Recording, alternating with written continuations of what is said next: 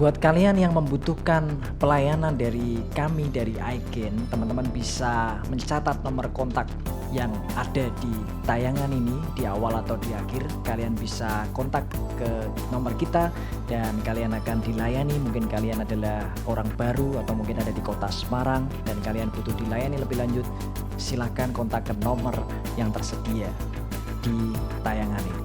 Tuhan Yesus memberkati.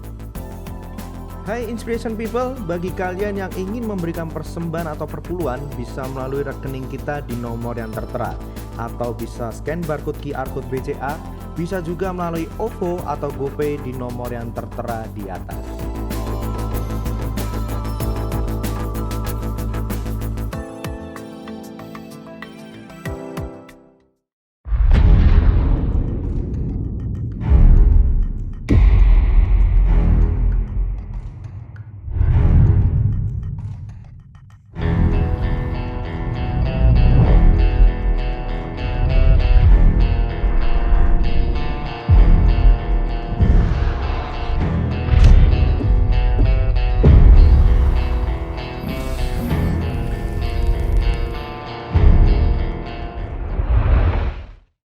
Terima kasih buat sore hari ini Tuhan.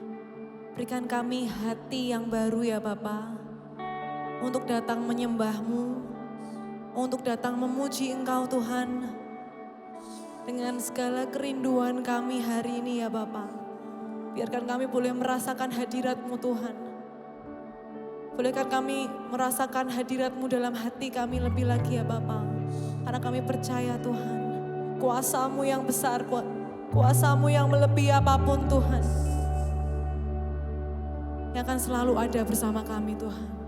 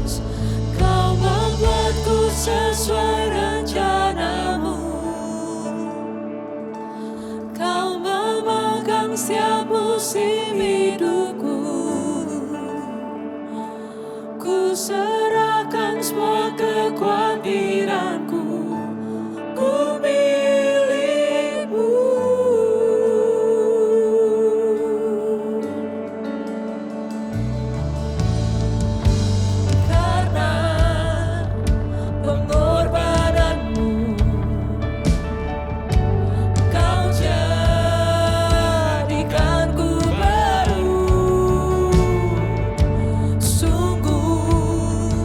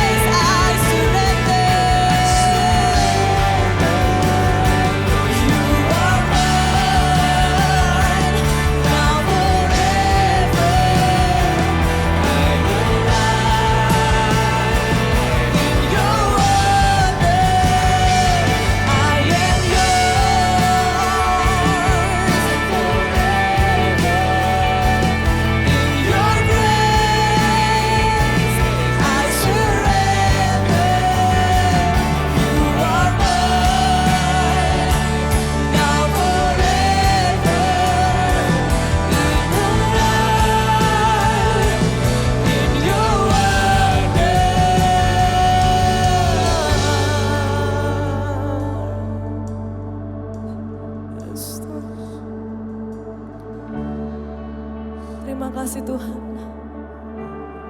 Kami percaya Tuhan, kami ini milik-Mu Tuhan. Kami dalam genggaman-Mu Tuhan.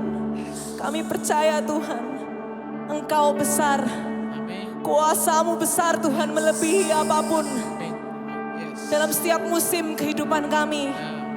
Dari hari ke hari kami percaya Tuhan, Engkau yang berdaulat. Engkau yang berkuasa atas kami Tuhan.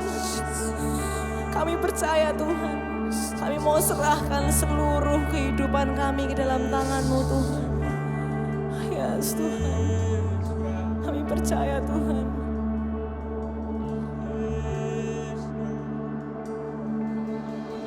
Selama ku hidup, apapun musimku, ku percaya kebesaran-Mu, kekuatanku di dalam-Mu. Ku serahkan hidupku, akui kuasa-Mu, ku serukan kebesaran-Mu. Masa depanku terjaga di tangan-Mu.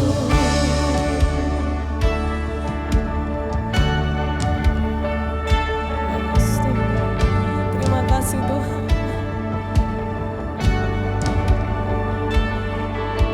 Kami ini milik-Mu Tuhan. Kami percaya Engkau yang hadir Tuhan saat ini.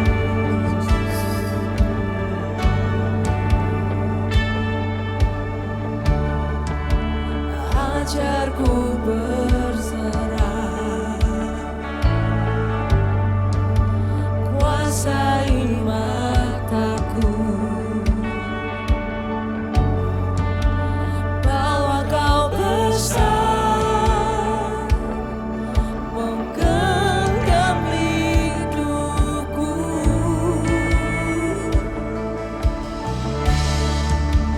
Walau ku berjalan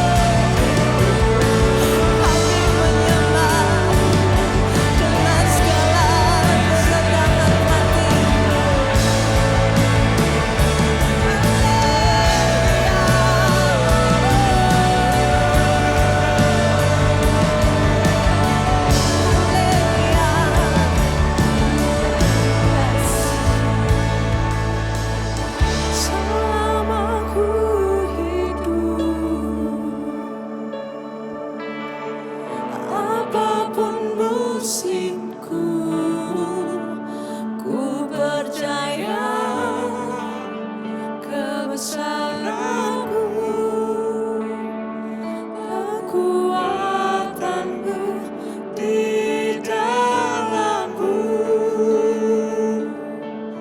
Ku serahkan hidupku, akui kuasamu.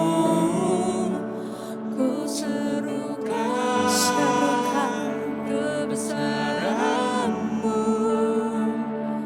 Masa depanku terjaga di tanganmu. Haleluya. Thank you Jesus. Halo Inspiration People, senang sekali sore hari ini kita bisa ketemu lagi di iGen Online Service. Kita sangat-sangat bersyukur kita bisa bertemu walaupun online karena kita percaya bahwa setiap kita bisa bersekutu bersama walaupun ini online membuat kita semakin dekat teman-teman. Bukan hanya sekedar dekat secara pertemanan atau secara friendship, kita mau belajar juga bagaimana kita semakin dekat sama Tuhan teman-teman. Yuk, aku mau ajak teman-teman buat kita berdoa bersama sebelum kita bisa mendengarkan firman Tuhan. Terima kasih Tuhan, sore hari ini kami boleh bersatu hati beribadah bersama Tuhan karena kami percaya ini adalah fellowship kami bersama Tuhan. Kami boleh saling mengerti bahwa kebenaran firman-Mu adalah hal yang utama karena kami percaya pelitamu Tuhan ada untuk setiap kami boleh semakin mengerti, kami boleh semakin dalam Tuhan karena pengertian yang dalam membuat kami boleh semakin mengerti perjalanan bersama dengan Engkau Tuhan Yesus. Terima kasih Tuhan, kami siap untuk menerima firman-Mu, siapkan hati kami, siapkan pikiran kami Tuhan, biar kami boleh teduh bersama dengan-Mu saja Tuhan Yesus. Terima kasih Tuhan, siap kita yang siap mendengarkan firman berkata, amin.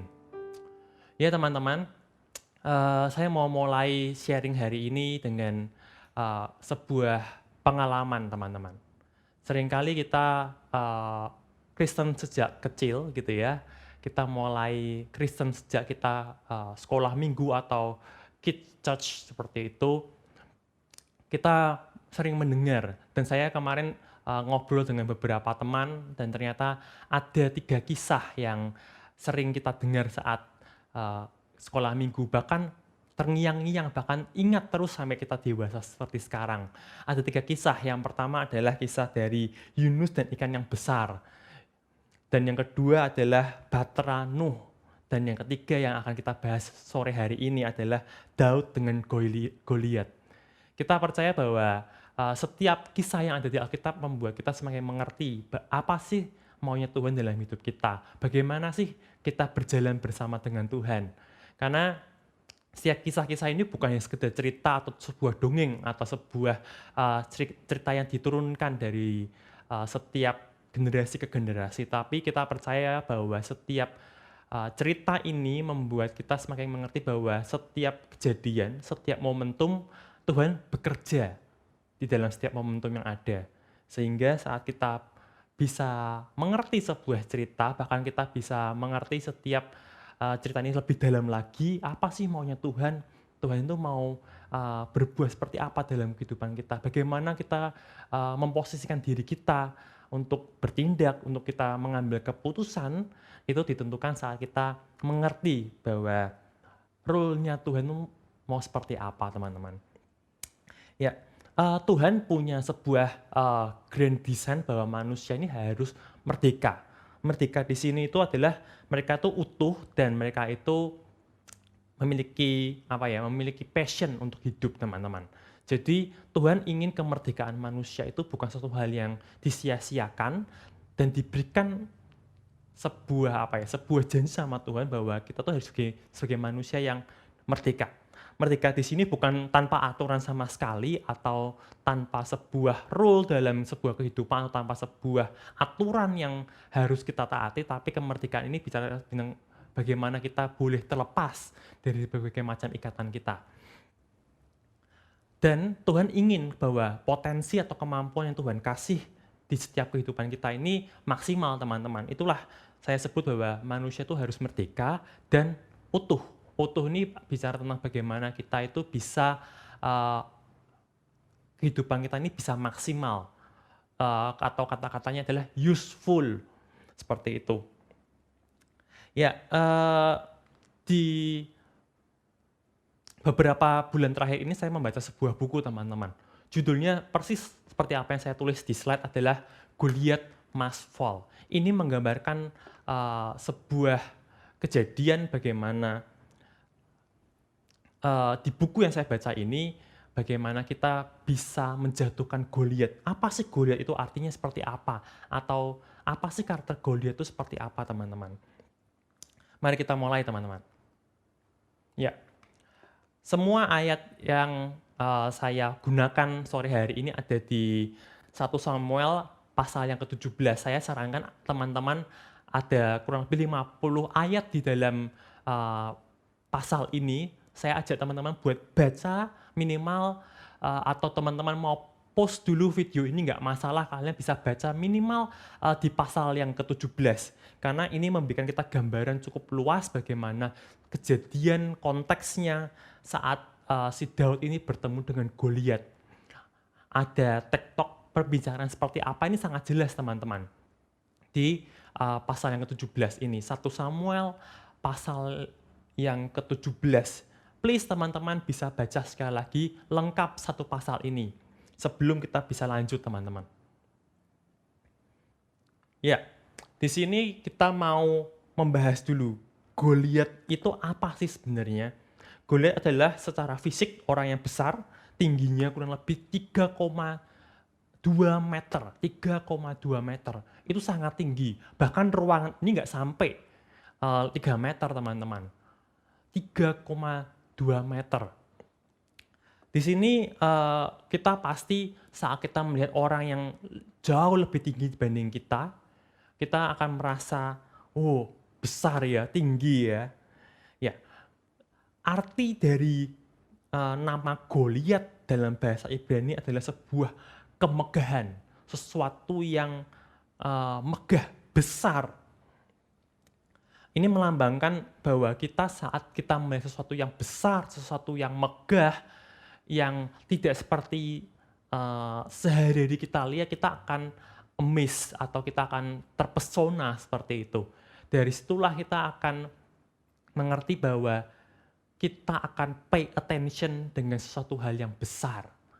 Pay attention-nya adalah kita memberikan perhatian yang lebih, kita menyorot mata kita, pikiran kita, untuk melihat sesuatu yang lebih besar di luar kebiasaan kita.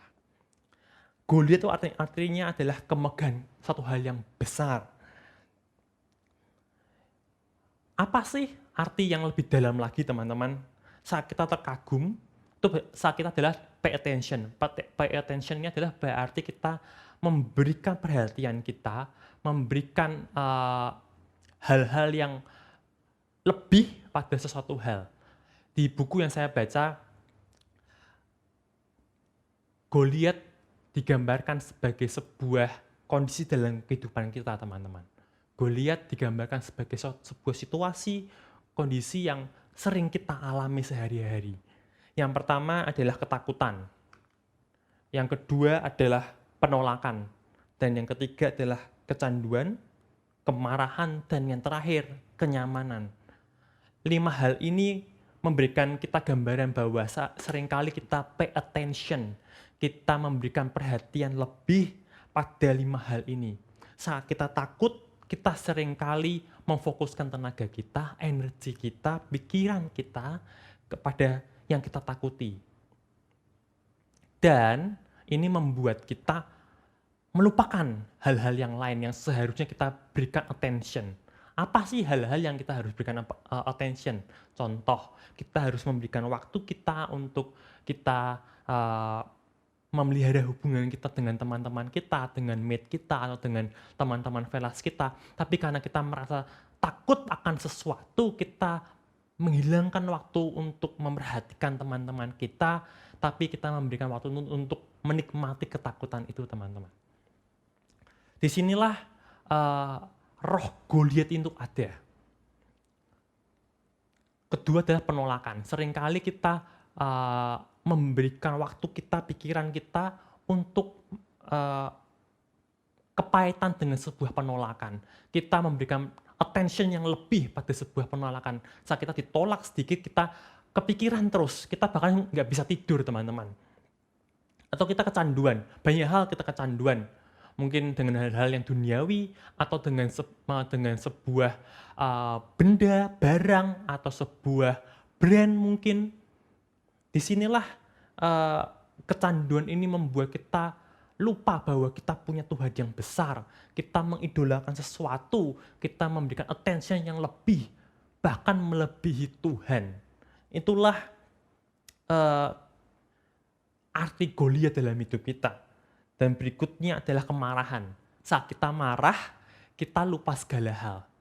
Bahkan dikatakan, jangan pernah ambil keputusan saat dirimu marah. Itulah artinya teman-teman.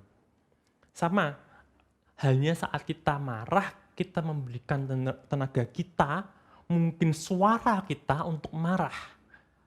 Melebihi hal lain. Sehingga kita fokusnya, aku ingin marah, aku marah. Akibatnya adalah kita terbiasa marah. Kita terbiasa untuk memberikan energi kita, perhatian kita pada sesuatu hal yang marah.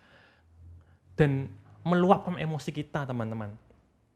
Dan poin yang kelima yang membuat sebuah gambaran tentang Goliat dalam hidup kita adalah kenyamanan. Mungkin saat kita checklist tadi, yang pertama ketakutan, yang kedua penolakan, yang ketiga kecanduan, atau yang keempat kemarahan, kita nggak semuanya. Tetapi roh Goliat juga bisa ada dalam saat kita kenyamanan. Saat kita berada dalam kondisi yang nyaman, saat kita sedang baik-baik saja, kita menikmati itu berlebihan. Roh Goliat ini bukan bicara tentang hanya sekedar 5 hal ini, tapi ini minimal 5 hal ini menggambarkan keseharian kita. Setiap hari kita pay attention pada roh Goliat ini, teman-teman. Akibatnya apa? Hubungan kita sama Tuhan rusak, hubungan kita sama teman-teman kita rusak, dengan orang tua kita rusak, karena kita pay attention pada Goliat yang membuat kita amazed, yang membuat kita terpesona tadi. Jadi dapat dikatakan bahwa Goliat itu bicara tentang bagaimana kita merasakan atau memberikan perhatian lebih saat kita merasakan 5 hal ini, teman-teman. Bahkan saat kita tidak mau keluar dari zona nyaman kita, itu ada roh Goliat di sana, teman-teman. Dan setelah kita membahas Goliat, kita mau kembali ke tokoh Daud atau David. Di sini Daud digambarkan sebagai orang yang dapat dikatakan orang yang biasa saja, orang yang hidupnya dikucilkan oleh keluarganya sendiri, bahkan kakak-kakaknya sendiri pun juga tanda kutip membuang Daud. Tetapi ingat bahwa Tuhan punya rencana dalam kehidupan Daud, teman-teman. Ini memberikan kondisi kita hari-hari ini. Seringkali kita merasa ditolak, kita merasa diri kita bukan siapa-siapa, kita lalu memberikan respon yang berlebihan, bahkan kita melebihi cinta kita pada Tuhan. Tapi Daud memberikan sebuah arti itu. Di dalam bahasa Ibrani yang berarti David itu artinya adalah dicintai, dikasihi. Jadi di sini jelas bahwa Daud punya hal yang berbeda dari orang-orang lain. Daud dikasihi, bukan hanya sudah dikasih oleh manusia, tapi dia juga diberikan kasih oleh Tuhan. Diberikan sebuah rencana untuk menegur setiap kita, teman-teman, bahwa kita sampai detik ini boleh masih bernafas, kita masih hidup karena kita dikasihi oleh Tuhan. Hal yang sederhana tetapi memberikan kita penggambaran. Dalam kisah Daud dan Goliat ini memberikan kita sebuah gambaran bahwa bagaimana Daud yang punya fisik yang jauh lebih kecil dibandingkan Goliat, tapi dia punya keberanian. Karena dia punya keberanian untuk melawan Goliat. Bagaimana sih Daud bisa melawan Goliat? Karena dia tahu bahwa dia punya Tuhan yang punya power yang besar juga. Jadi saya mau membagi 2 poin saja untuk saya siarkan sore hari ini teman-teman. Yang pertama adalah the fact. Bagaimana sih faktanya? Faktanya ini teman-teman. Faktanya adalah untuk Daud melawan Goliat satu hal yang sangat sulit. Seringkali kata-kata ini juga ada dalam kehidupan kita. Aku tidak mau berbuat apa-apa karena apa? Karena sulit. Kenapa aku tidak bisa mengontrol kemarahanku? Karena apa? Karena sangat sulit. Kenapa aku tidak bisa melakukan segala hal? Karena kita seringkali beralasan apa? Sangat sulit. Jiwa sangat sulit ini ada dari zaman dahulu bahkan teman-teman. Saya mau bacakan 1 Samuel pasal yang ke-17 ayat yang ke-4 sampai yang ke-7. Lalu tampillah keluar seorang pendekar dari tentara Filistin namanya Goliat. Dari Gad, tingginya 6 hasta sejengkal. Ketopong tembaga ada di kepalanya dan ia memakai baju sirah yang bersisik. Berat baju sirah ini 5.000 sikal tembaga. Dia memakai penutup kaki dari tembaga dan bahunya memanggul lembing tembaga. Gagah tombaknya seperti pesa tukang tenun dan mata tombaknya itu 600 sikal besi beratnya. Dan seorang pembawa perisai berjalan di depannya. Kalau kita mau melihat dari sudut pandang Daud, kita akan berpikir bahwa untuk melawan Goliat bukan satu hal yang mudah. Sesuatu hal yang sangat sulit. Tetapi teman-teman,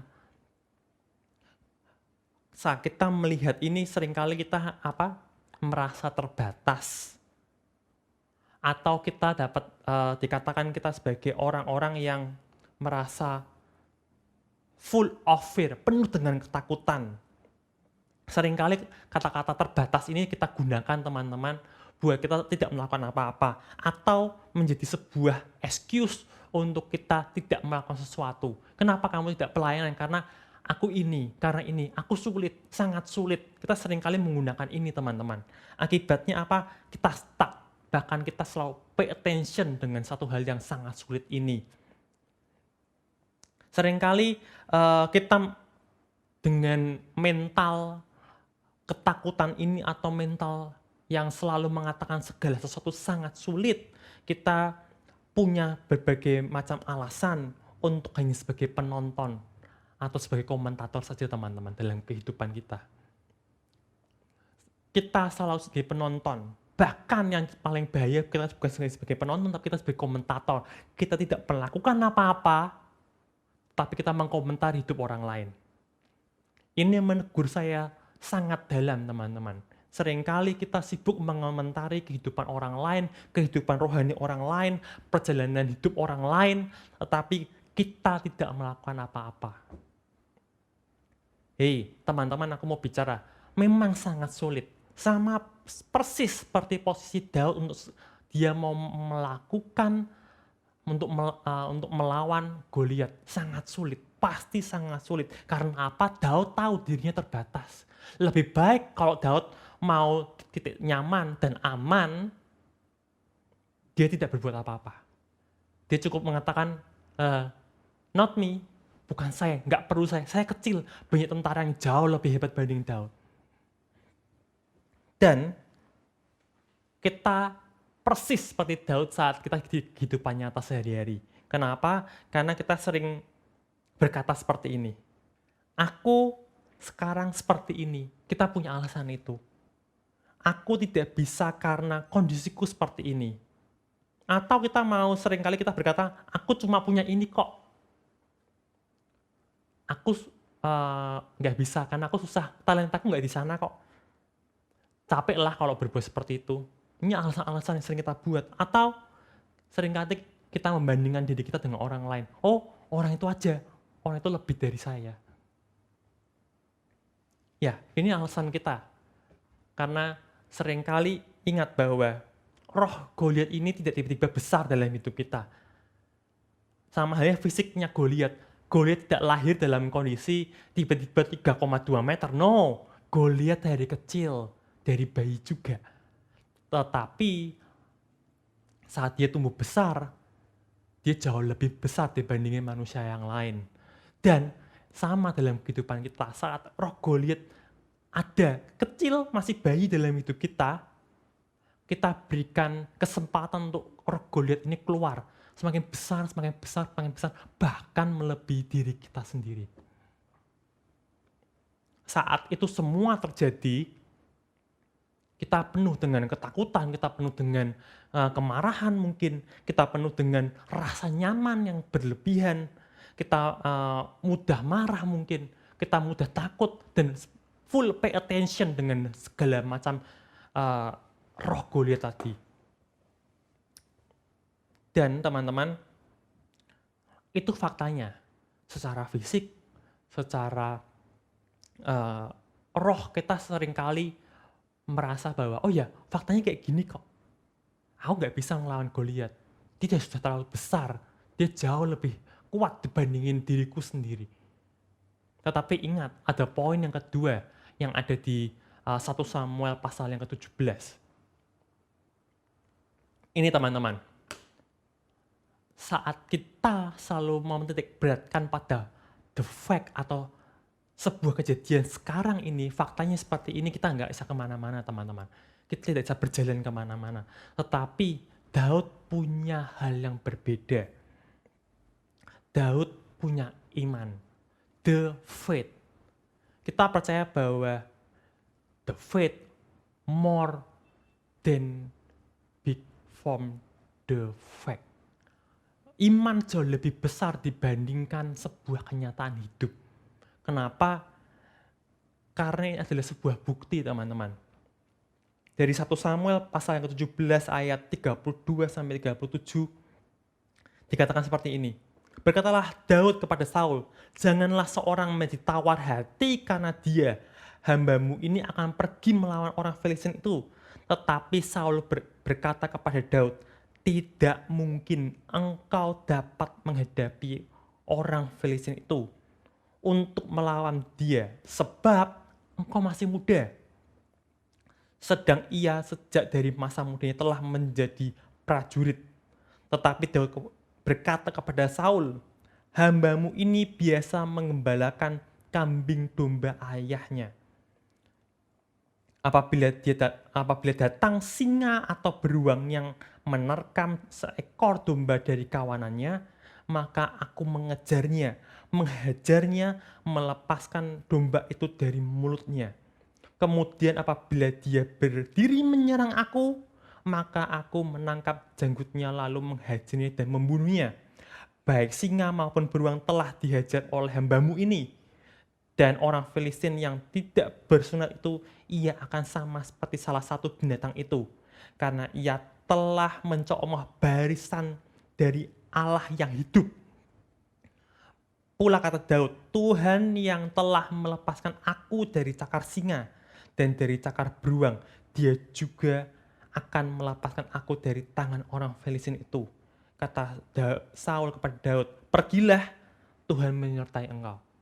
Wow, secara manusia kita selalu berpikir, oh kita mampu apa enggak? Mungkin cara pikir kita persis sama seperti Saul teman-teman. Meragukan kemampuan Tuhan yang ada dalam hidup kita. Saul hanya mungkin melihat secara fisik, Saul hanya melihat secara background pengalaman dari Daud, dia meragukan kemampuan dari seorang Daud. Tetapi Daud punya iman yang besar, Daud punya keyakinan yang besar, walaupun mungkin pengalamannya kecil, dianggap rendah oleh dunia, dianggap tidak bermanfaat apa-apa, karena hanya ngurusin domba saja, tetapi dia tahu, Daud tahu bahwa ini adalah proses latihannya. Daud tahu bahwa ini adalah proses bagaimana dia berjalan bersama dengan Tuhan. Bagaimana imannya terus berjalan bersama dengan Tuhan. Imannya yang awalnya kecil, menjadi jauh lebih besar. Bahkan dia tahu bahwa imannya, Tuhannya jauh lebih besar dibanding fisik dari seorang Daud. Tetapi ada satu ayat yang menarik buat saya. Di ayat yang ketiga, yang ke-32, teman-teman. Di terjemahan lain dikatakan seperti ini. Di terjemahan bahasa Indonesia sehari-hari dikatakan, kata Daud pada Saul, "Baginda, aku tidak perlu takut pada orang Filistin itu, hambanya bersedia melawan dia." Di sini saya mau highlight kata-kata bersedia melawan dia. Jadi Daud yang punya kemauan, dia tidak hanya mau sebagai seorang penonton perang, tapi dia mau mengambil terjun dalam area peperangan. Anda menegur saya banyak, teman-teman. Seringkali kita hanya ingin menonton orang-orang yang mengalami Tuhan dan mengomentarinya mungkin. Tetapi kita sendiri stuck pada kenyamanan kita dengan ketakutan kita mungkin. Persis kondisi Daud di sini. Daud mengambil keputusan, hamba bersedia melawan dia. Jadi dia mau sebagai seorang pemain. Dan di ayat yang sama di terjemahan Motivat Indonesian Literal Translation dikatakan, lalu Daud berkata pada Saul, biarlah tidak satu pun semangat manusia yang runtuh karena dia. Hambamu ini akan pergi dan akan bertarung dengan orang Filistin itu. Wow. Ini ayat yang sangat powerful, teman-teman, bahwa biarlah tidak satu pun semangat manusia runtuh karena dia. Dia ini adalah orang Goliat, teman-teman. Mungkin banyak sekali prajurit yang keyakinannya drop turun karena melihat fisik dari Goliat. Tetapi Daud berbeda, teman-teman. Daud jauh lebih berbeda. Dia berkata, tidak satupun semangat manusia runtuh karena dia. Saya belajar ini nggak sampai di situ saja, teman-teman. Di bahasa aslinya, tidak perlu takut ini di bahasa Ibrani sebagai naval. Artinya adalah dalam bahasa Inggris dikatakan sebagai be cast down, putus asa. Seringkali kita dalam kondisi ini, kita tidak pernah mencoba, kita merasa punya iman yang besar, tapi kita tidak pernah mau mencoba. Akibatnya adalah kita be cast down, putus asa, mudah untuk putus asa. Kita belum melakukan, tapi kita merasa nggak mampu. Tapi Daud tidak punya mental seperti ini, teman-teman. Karena dia berpikir bahwa kita seringkali persis seperti Daud. Kita punya keterbatasan, mungkin kita punya keterbatasan skill, kemampuan, finansial, kecerdasan. Kita tidak pintar untuk membangun relasi dengan orang lain. Kita tidak pandai bicara. Kita mungkin memiliki keluarga yang tidak ideal. Kita punya fisik yang tidak menarik. Atau kita terlalu nyaman dengan kehidupan kita. Tapi Daud menegur bahwa iman kita harus jauh lebih besar dari segala hal keterbatasan. Dan caranya Daud sangat simpel, teman-teman. Caranya Daud sangat simpel. Caranya Daud sangat-sangat simpel. Karena apa? Dia punya iman. Saat dia punya iman, dia tahu betul bahwa imannya akan menyelamatkan dia. Imannya akan membela dia. Tuhannya jauh lebih besar. Karena Daud punya trik yang sangat simpel. Yang pertama adalah iman dan berbuat. Karena dia percaya bahwa imannya jauh lebih besar dibandingin raksasa tadi. Imannya dalam konteks kita adalah iman kita harus jauh lebih besar dibandingin ketakutan kita. Iman kita harus jauh lebih besar dibandingin kecanduan kita. Iman kita harus jauh lebih besar dibandingin kemarahan kita. Dan yang kedua, punya hati yang kuat, tidak lembek. Karena apa? Karena seringkali kita tidak percaya diri karena kita hanya melihat faktanya. Tetapi Tuhan ingin melatih kita dengan kehidupan kita sehari-hari, persis sama seperti Daud, teman-teman. Dia dilatih menggunakan beruang dan singa yang menyerang domba-dombanya. Terlihat sebuah latihan yang simpel. Tapi Daud tahu bahwa dia dalam prosesnya Tuhan. Sama dalam kehidupan kita. Seringkali kita tidak mau beban besar karena kita takut tidak mampu mencapainya, teman-teman. Tapi saat kita setia dengan apa yang Tuhan percayakan dalam tangan kita sekarang ini, sama persis Daud mengembalakan domba-domba. Bukan satu pekerjaan yang keren saat itu, hanya sebagai penggembala domba, bukan sebagai keluarga kerajaan, bukan. Tetapi Daud melakukan dengan setia. Dia tahu bahwa ini proses latihannya, teman-teman. Dan satu ayat terakhir dari saya ini, teman-teman. 1 Korintus pasal yang ke-16 ayat yang ke-13. Berjaga-jagalah, berdirilah dengan teguh dalam iman. Bersikaplah sebagai laki-laki dan tetap kuat. Ini sebuah keyakinan bahwa saat kita mau berperang, kita dimulai dengan kita punya iman yang teguh. Saat kita mau melawan kecanduan kita, saat kita mau melawan kemarahan kita dalam kehidupan kita sehari-hari, kita harus punya iman yang besar. Bagaimana sih kita memiliki iman yang besar? Terus berjalan dengan Tuhan. Terus mengisi hidup kita dengan resource yang terbaik dari surga. Dari Alkitab, dari buku-buku rohani. Mungkin dari podcast-podcast yang membangun dirimu. Tidak pernah ada satu hal yang instan, teman-teman. Daud punya kehidupan yang sangat-sangat suram di masa mudanya. Tetapi Daud tidak menggunakan ini sebagai alasan. Tidak menjadi sesuatu hal yang excuse untuk dirinya untuk tidak mengenal Tuhannya. Kakak-kakaknya punya resource yang jauh lebih besar dibandingin Daud untuk membangun imannya. Tetapi Daud selalu memberikan waktu untuk dia mendengar dari Tuhan. Saat Daud bersantai menggembalakan domba-dombanya saat domba-dombanya sedang makan di padang rumput, dia punya waktu selah bersama dengan Tuhan. Dia membiasakan dirinya untuk mengenal Tuhannya siapa. Dia mendengar, dia punya waktu untuk selah. Itulah proses di mana imannya dibangun, teman-teman. Bagaimana praktikalnya, teman-teman? Kita sangat mudah.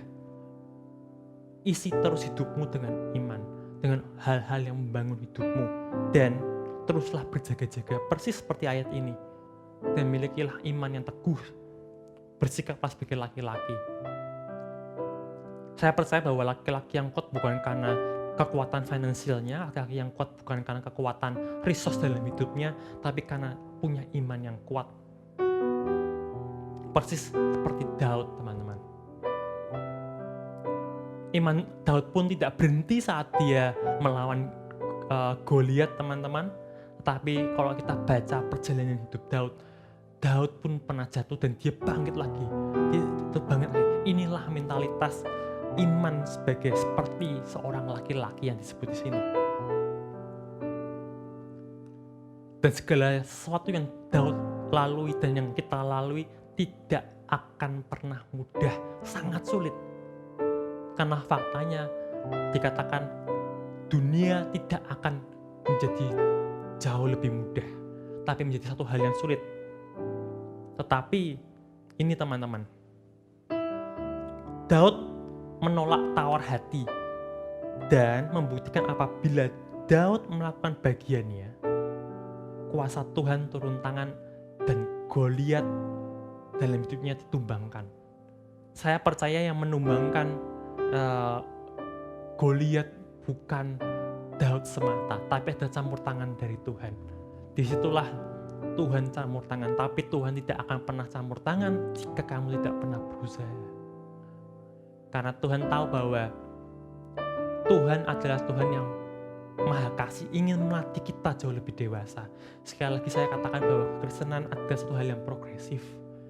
Butuh ada kerjasama dengan diri kita, teman-teman.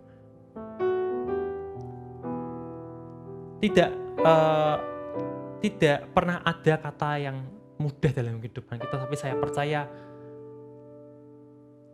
saat kita bisa mengalahkan Goliat, roh Goliat ini, hidup kita jauh lebih powerful, useful. Itulah saya percaya teman-teman. Goliat tidak tumbang karena tidak sengaja, no. Tapi ada campur tangan Tuhan di sana. Ingat, sekuat-kuatnya kita, pasti kita pernah jatuh. Roh Goliat pernah jauh lebih besar banding diri kita. Aku mau ajak teman-teman buat kembali lagi kepada Tuhan. Karena kehidupan bukan kehidupan yang lebih mudah.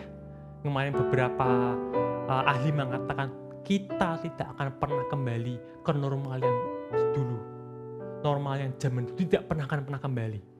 Jadi jauh lebih sulit kehidupan kita sekarang dan ke depan. Apa yang dapat kita pegang adalah iman kita. Itu yang membuat kita kekuatan kita, dan ke depannya kita akan jalan terus bersama dengan Tuhan. Aku mau ajak teman-teman buat berdoa bersama. Terima kasih Tuhan atas firman-Mu. Kami percaya Tuhan firman-Mu dari kisah Daud dan Goliat ini memberikan sebuah inspirasi Tuhan, sebuah revelation yang baru dalam kehidupan kami. Karena kami percaya Tuhan, iman kami boleh semakin besar karena iman kami terus berjalan bersama dengan-Mu saja Tuhan. Terima kasih Tuhan, terus berikan rema dalam kehidupan kami dan bicara terus dalam kehidupan kami Tuhan. Karena kami percaya Goliat tidak pernah tumbang dengan mudah. Tapi saat kami berjalan bersama dengan-Mu, kami mampu melawan roh Goliat tadi. Terima kasih Tuhan, kami berdoa dan mengucap syukur. Amin. See you